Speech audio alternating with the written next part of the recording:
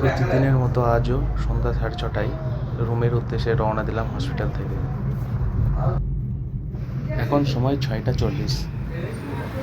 কলকাতার পার্শ্ববর্তী জেলাগুলোতে এতক্ষণ সন্ধ্যা নেমে গেছে।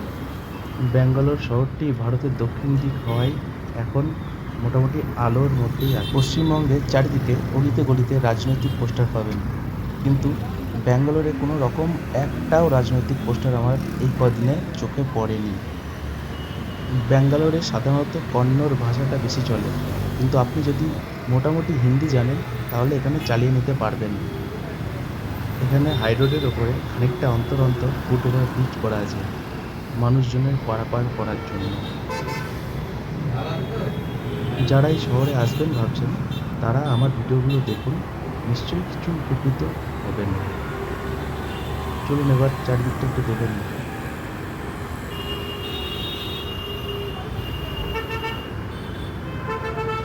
সবাই ভালো থাকবেন, সুস্থ থাকবেন। নমস্কার।